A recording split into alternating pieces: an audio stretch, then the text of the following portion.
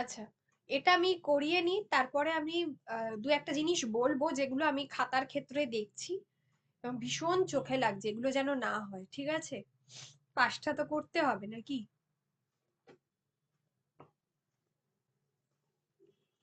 আগে বলে দিই তারপরে বলছি। প্রতিবেদনের নিয়ম নিয়ে বলছি না, এখানে মূলত রাজ্যে হকার সমস্যা আর উচ্ছেদ পুনর্বাসন। আচ্ছা, সবার আগে এটুকু এটা নিয়ে অনেকবারই বলেছি এই বিষয়টা নিয়ে।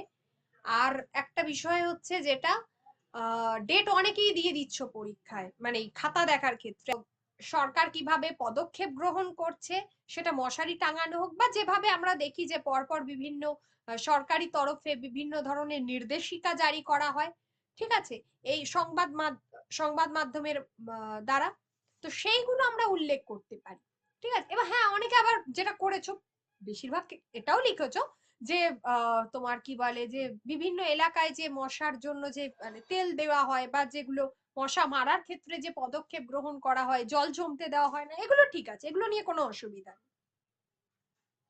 কিন্তু ওই প্রথম প্যারায় ওই এডিস মশার বিবরণ দয়া করে দেবে না, ঠিক আছে? জাস্ট ডেঙ্গুর কি কারণে তৈরি হয় একটা বাক্যেই এন্ড করে দেবে। আর তারপরেই হচ্ছে একটা বাক্যে এন্ড করবে, তারপরে হচ্ছে জাস্ট তার উপসর্গগুলো, দুটো লাইন ম্যাক্সিমাম, তিনটে লাইনে শেষ হয়ে যাবে, তারপর একদম ডিরেক্টলি কর্মসূচিতে চলে আসবে। তোমার উদ্দেশ্য হচ্ছে ডেঙ্গু কে প্রতিহত করতে গিয়ে রাজ্য সরকারের কি কি কর্মসূচি বা কি কি পদক্ষেপ গ্রহণ করছে সেটাকে লেখা, ডেঙ্গুর কারণটাকে লেখা নয়, বা এত ডিটেলসে এডিস মশা নিয়ে লেখা নয়। এটা একটা গেল। শিরোনাম অনেকে দিতে ভুলে যাচ্ছ ভাবার্থর ক্ষেত্রে, করবে না, অবশ্যই দেবে ভাবার্থর ক্ষেত্রে। যেটা বলবো যে একাধিক প্যাসেজ থেকে লাইন উঠে আসছে, আমি কিন্তু মেনশন করে দিচ্ছি খাতার মধ্যে যে প্যাসেজের ওয়ার্ড রয়েছে, তার নিচে আমি দাগ দিয়েও দিচ্ছি, যতটা সম্ভব প্যাসেজের ওয়ার্ডকে বাদ দিতে হবে। আমি মানে খাতা যদি এখন খুলি, দেখে দেখে আমি হয়তো বলতে পারবো, ঠিক আছে? যতগুলো, যাদেরকে আমি যে যে টপিক গুলোতে বলেছি যে সেই টপিক গুলো আমাকে লিখে দেখাতে হবে, আবার ফার্দার সে পার্টিকুলার টপিক গুলো লিখে দেখাবে, তার কারণ হচ্ছে সেই টপিকটা তার কিছুই লেখা হয়নি।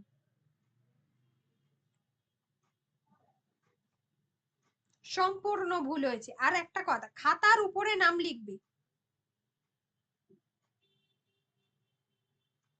অবশ্যই খাতার উপরে নাম লিখবে। গ্যালিলিও স্পেলিং এ সুদীপ্ত বোধ হয়, ঠিক আছে? গ্যালিলিও স্পেলিং এ গ্যালিলিও না, দুটোই হস্যই হবে, লয়ে হস্যই লয়ে হস্যই, গ্যালিলিও স্পেলিংটা, ঠিক আছে? ঠিক করবে, বানান ভুল যেন না হয়।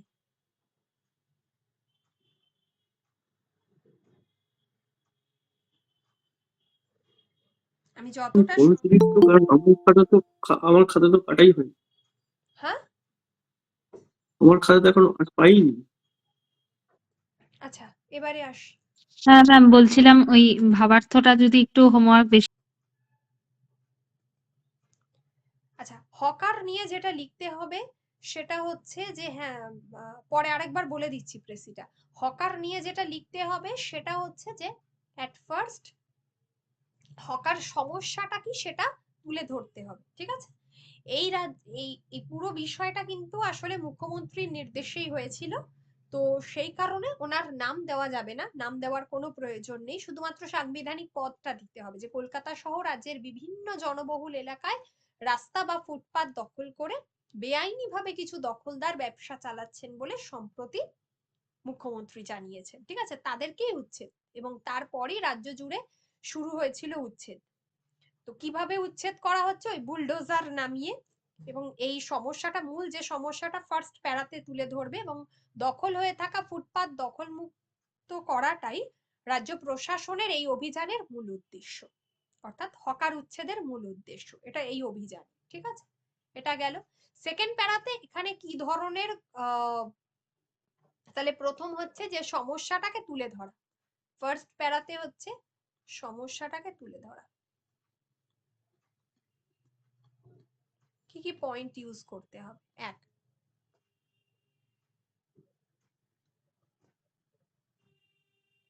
2 নম্বর প্যারাতে কি হচ্ছে, 2 নম্বর প্যারাতে যে যে ধরনের সমস্যার সম্মুখীন হয়েছে দোকানদারেরা, তাদেরকে কি ধরনের সমস্যার সম্মুখীন হতে হচ্ছে।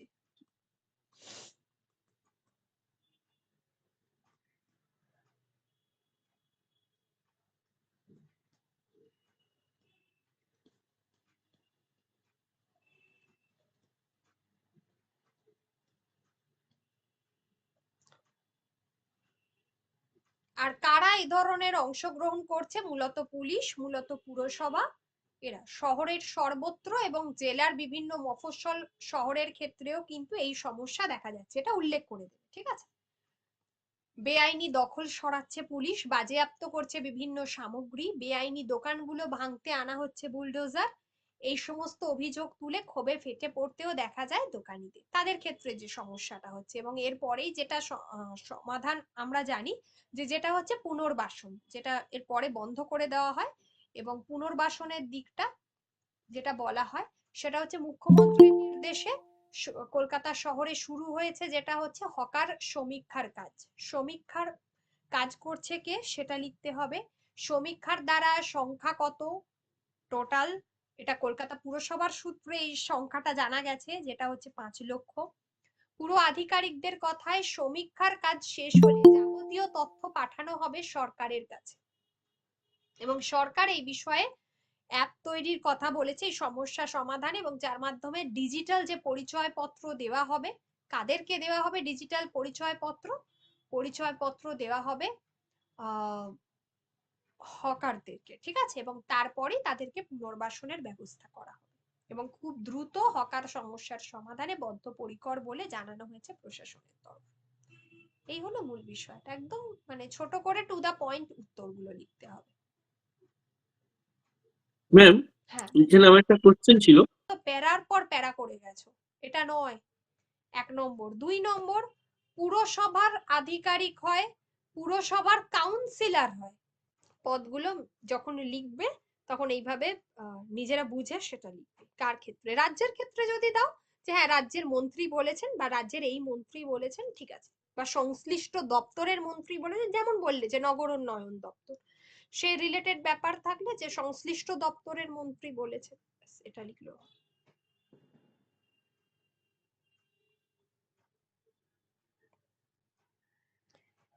আচ্ছা, এটা বলে দিই, ওয়ান্স টু উইমেন, দুজন মহিলা কোয়ারলিং, যারা ঝগড়া করছে about the claim of a child, কিসের, একটি শিশুর উপর অধিকারের দাবি নিয়ে দুজন মহিলা ঝগড়া করছে বা কলহ করছে। এবার একটা বিষয় হলো ওয়ান্স টু উইমেন, এটা দিয়ে শুরু হয়েছে লেখাটা, quarrelling about the claim of a child went to the জাজ ফর জাস্টিস, বিচারকের কাছে গিয়েছেন দুজন মহিলা, তারা কিসের, তাদের একটি শিশুর উপর অধিকারের দাবি নিয়ে, ঠিক আছে। তাহলে আমি যদি এখানে একদম প্রথমেই আছে যে ওয়ান্স টু উইমেন, দুজন মহিলা, দুজন মহিলা যদি এইভাবে শুরু করো, ঝগড়া করছে একটি শিশুর অধিকার নিয়ে এবং তারা গেছে বিচারকের কাছে বিচার চাইতে, ঠিক আছে, সেন্টেন্সটা কিরকম হবে। আর যদি এটাকে আমি ভাবানুবাদ করি যে একটি শিশুর অধিকার নিয়ে দুজন মহিলা, তারা তারা কলহ করেছে এবং বিচারের জন্য বিচারকের কাছে গেল, ঠিক আছে, এই সেন্টেন্সটা কিরকম হবে দুটোর মধ্যে। তাহলে এই ভাবানুবাদের জায়গাটা কিন্তু দেখতে হবে। অবশ্যই যখন বঙ্গানুবাদ করতে হবে আগে সেন্টেন্সটা একবার পড়ে নিয়ে বঙ্গানুবাদটা করতে হবে, ঠিক আছে, ওয়ার্ড টু ওয়ার্ড ট্রান্সলেট নয়, অবশ্যই ভাবানুবাদ করতে হবে, আগে পড়ে নিতে হবে, এটা একটা বললাম। আর যে কোনো বাক্য পড়ছো, বাক্যটা সঠিকভাবে কনস্ট্রাকশন হয়েছে কিনা সেটা বোঝবার জন্য অবশ্যই যখন লেখা হয়ে যাচ্ছে, বাক্যটা যখন শেষ করছো, একবার চোখটা বুলিয়ে নাও, একবার চোখটা বুলিয়ে নাও। এই জায়গাটা অনেকটা ভুল থাকছে, কারণ পিএসসি কিন্তু ওয়ার্ড, এই বাক্য ধরে ধরে বড্ড চেক করে, ওরা নম্বরটা কিন্তু বাক্যর উপরেই আসে, ঠিক আছে। তো সেন্টেন্সের কনস্ট্রাকশন একদম সহজ হোক, কিন্তু যেন সঠিক হয়, উল্টো পাল্টা যেন শব্দ দিয়ে সেটাকে মানে দাঁড়াবে না এমন করবে না। The justice called the executioner and order, ঠিক আছে, তখন বিচারক ঘাতককে ডেকে, যার এগেনস্টে আর কি অপরাধ, যার অপরাধীকে ডেকে, এটা অপরাধীও হতে পারে, ঘাতককে ডেকেও হতে পারে, ডেকে আদেশ দিলেন, cut the child into halves and give one half to each of the women. ঠিক আছে, বলছে যে এই শিশুটাকে দুখণ্ড করে কেটে ফেলো এবং দুই মহিলাকে একটি করে খণ্ড দিয়ে দাও, কি অর্ধেক করে দিয়ে দাও। One of the women, when she heard the order, remained silent. এই আদেশ শুনেই তখন কি করলেন, তাদের মধ্যে একজন মহিলা চুপ করে থাকলেন, but the other woman began to weep. এবং অপর মহিলা কাঁদতে শুরু করলেন বা কাঁদতে শুরু করলেন। ঠিক আছে,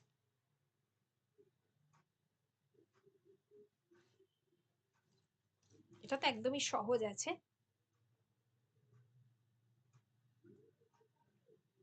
আচ্ছা, এবারে আমার হলো যে আচ্ছা, বঙ্গানুবাদ নিয়ে কারোর কোনো তাহলে সমস্যা আছে কোনো জায়গায়? না ম্যাম।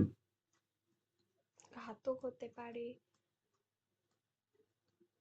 অপরাধী হতে পারে, ঠিক আছে। আসলে ঘাতক কেন করা হয়েছে, যতক্ষণ না একজনের দোষ প্রমাণিত হচ্ছে, অভিযুক্ত হতে পারে, ঠিক আছে, এটা অভিযুক্ত, অপরাধী তাকে বলা যায় না কোর্টের ভাষায়, ঠিক আছে।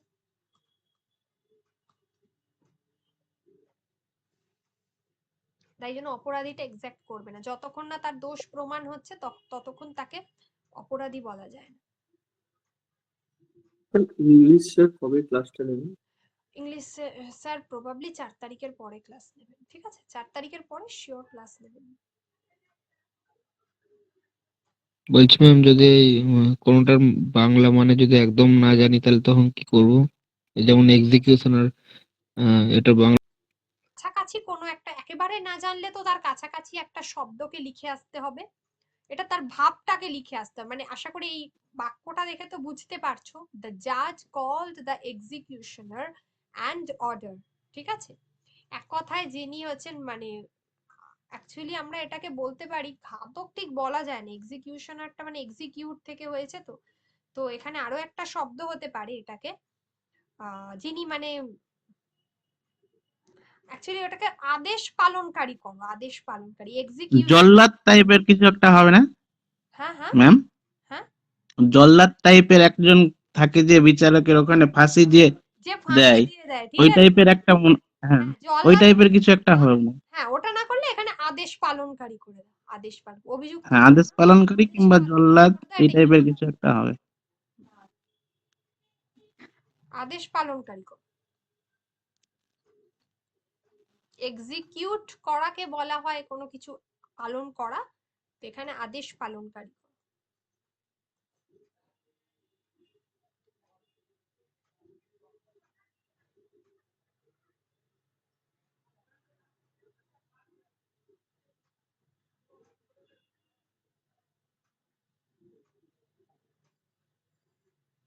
ঘাতকও হয়, কিন্তু ওই শব্দটা খুব একটা ভালো দেখায় না, যাই হোক আদেশ পালনকারীও করতে পারে, দুটোই হবে। জল্লাদও হবে, জল্লাদ সাধারণত ফাঁসি দেয়, ওটা একটা এক্সট্রিম পর্যায়ে। এক্ষেত্রেও তাই, যে শিশুটাকে দুখণ্ড করে কেটে দিতে বলেছে। হ্যাঁ, ওই ওই ওই ওই ভাবনাই আমি জল্লাদ ভেবেছিলাম। আচ্ছা, এটা তো আমি উত্তরটা বলেছি নেক্সট দিন দেবো, কিন্তু আমি তবু আজকে একটুখানি বলে দিই, টাইম আছে তো এটা করে এক বলো তো, আমি দেখি একটু তোমরা কি ভেবেছো। এই যে শব্দগুলো বলছি আমি হয়তো যতটা ইজিলি বলে দিচ্ছি, এর অর্থগুলো জানি বলে, এটা কিন্তু কারোর একদিনে হয় না, ঠিক আছে, এটা দীর্ঘদিন ধরে প্র্যাকটিস করতে করতেই হয়। এটাই হচ্ছে লেখার ক্ষেত্রে, আমিও যেদিন তখনও কিন্তু মানে আমারও কিন্তু এত আহ লেখার ক্ষেত্রে এতটা আহ ছিল না সেভাবে দক্ষতা যতটা এখন হয়েছে। আচ্ছা, ভেদকে জাগিয়ে রাখে মানে আমাদের মিলতে দেয় না, আমাদের মধ্যে আমাদের কোথাও মিলন হয় না, কোথাও মানুষের মধ্যে মিলন হয় না, কি হচ্ছে একটা ভেদের সৃষ্টি হয়, বিভাজনের সৃষ্টি হয়, সেটার কথাই বলেছে। তাই আমি বারংবার বলি, গ্রামবাসীদের অসম্মান করো না, যে শিক্ষায় আমাদের প্রয়োজন তা শুধু শহরবাসীদের জন্য নয়, সমস্ত দেশের মধ্যে তার ধারাকে প্রবাহিত করতে হবে, ঠিক আছে। মানে শুধুমাত্র শহরবাসীর জন্য শিক্ষার প্রয়োজন এমনটা নয়, গ্রামবাসীর জন্য শিক্ষার প্রয়োজন, সেটা যদি শুধু শহরের লোকদের জন্য নির্দিষ্ট থাকে তবে তা কখনো সার্থক হতে পারে না। মনে রাখতে হবে শ্রেষ্ঠত্বের উৎকর্ষে সকল মানুষেরই জন্মগত অধিকার, মানে শ্রেষ্ঠ হওয়ার জন্য গ্রাম কি শহর প্রত্যেক মানুষের অধিকার রয়েছে। গ্রামে গ্রামে আজ মানুষকে এই অধিকার ফিরিয়ে দিতে হবে। আজ আমাদের সকলের চেয়ে বড় দরকার শিক্ষার সাম্য। এই লাইনটাতে দাগ দিলাম, পরে বলছি কেন। অর্থের দিক দিয়ে এর ব্যাঘাত আছে জানি, মানে অর্থের দিক থেকে কি ব্যাঘাত মানে মিন্স এখানে কি বলতে চেয়েছে, বৈষম্য। কিন্তু এছাড়া কোনো পথও নেই, নতুন যুগের দাবি মেটাতেই হবে। তাহলে এক কথায় এই কথাটা একটাই কথা বলেছে, এটা নিয়ে বারবার কিছুই বলা নেই। নতুন যুগের দাবি মেটাতে হবে এটা কোনো ব্যাপার নয়, এখানে বলতে চেয়েছে শিক্ষা সকলের জন্য দরকার, শিক্ষার সমান অধিকার, শিক্ষার সাম্য। ঠিক আছে, তাহলে আমি এটাকে অবশ্যই শিক্ষায় সমান অধিকার এটা আমি করতে পারি টাইটেল। ভালো করে বোঝো, যখন করবে একসাথে রাফ করে নেবে। হলো? আচ্ছা, আমি তো একটা বললাম শিক্ষা, প্রকৃত শিক্ষা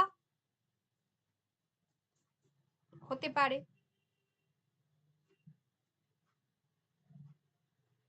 আচ্ছা,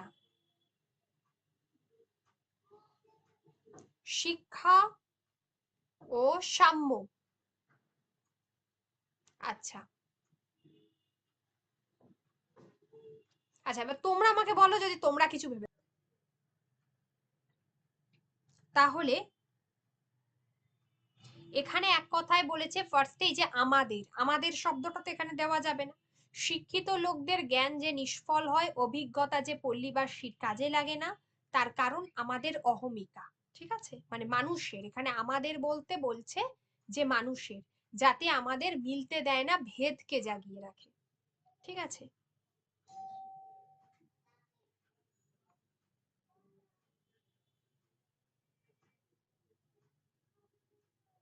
তাহলে এটাকে আমি কি করতে পারি? তাই আমি বারংবার বলি গ্রামবাসীদের অসম্মান করো না।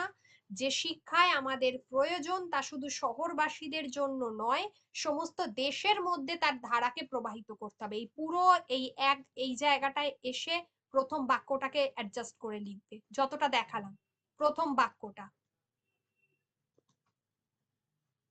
প্রথম যে বাক্যটা হবে এই এতটা, এইটার মধ্যে কিন্তু অ্যাডজাস্ট করে লিখবে, এইখানে চলে আসবে না।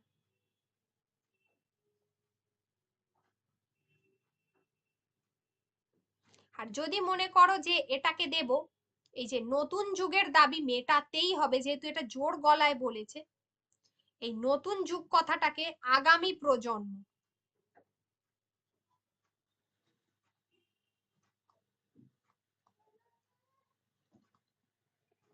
এটাকে তাহলে আনতে পারো। ঠিক আছে, আগামী প্রজন্মের চাহিদা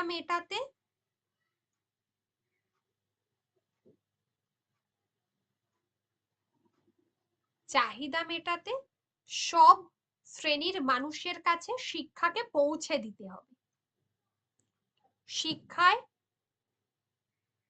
সমতা বজায় রাখতে হবে,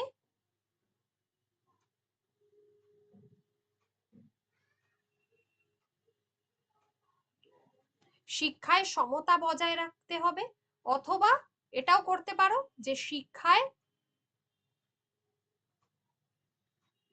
সমতা বজায় না রাখলে বিভাজন সৃষ্টি হবে। শিক্ষায় সমতা বজায় না রাখলে বিভাজনের সৃষ্টি হবে, এটা করে দিতে পারো। বা এটাও করা যেতে পারে শিক্ষা শুধু শিক্ষিত শ্রেণীর নয় বা শহরবাসীদের জন্য নয়, সকল শ্রেণীর মানুষের জন্য, এটাও করতে পারো। এটা ওয়ার্ড লিমিট অনুযায়ী। ঠিক আছে, তাহলে প্রথম বাক্যটা এইটুকুর মধ্যে এটাই জিস্ট, এটা বাইরে আর কিছু বলেনি। তারপর বলছে সেটা যদি শুধু শহরের লোকদের জন্য নির্দিষ্ট থাকে তবে তা কখনো সার্থক হতে পারে না। একই কথা বলেছে, তাই আর এটা নিয়ে ভাবার কোনো প্রয়োজন নেই, অলরেডি তোমরা এখানেই যা বলার বলে দিয়েছো। মনে রাখতে হবে শ্রেষ্ঠত্বের উৎকর্ষে সকল মানুষেরই জন্মগত অধিকার। গ্রামে গ্রামে আজ মানুষকে এই অধিকার ফিরিয়ে দিতে হবে।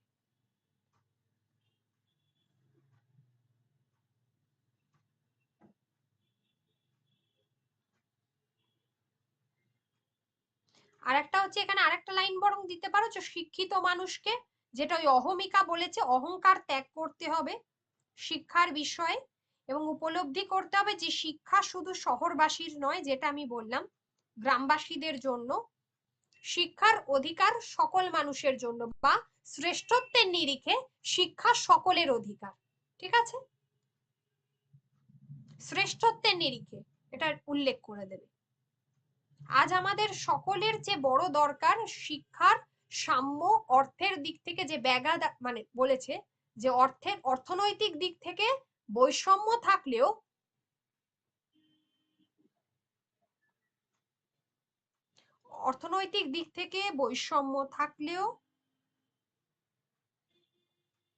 শিক্ষাকে প্রসারিত করার প্রয়োজন আছে। ঠিক আছে, বা শিক্ষায় সমতা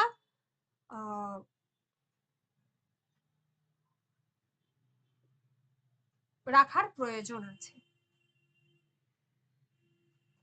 লাস্ট লাইনটা এই জায়গাটা দেবে অবশ্যই, শ্রেষ্ঠত্বের নিরিখে। যে জন্মগত অধিকার যেটা দেওয়া হয়েছে এটাকে শ্রেষ্ঠত্বের নিরিখে দেবে। এই যে শ্রেষ্ঠত্বের উৎকর্ষে আছে তো, বা শ্রেষ্ঠ মানুষ হতে গেলে শিক্ষার প্রয়োজন আছে। ঠিক আছে, শিক্ষায় সাম্য থাকা দরকার।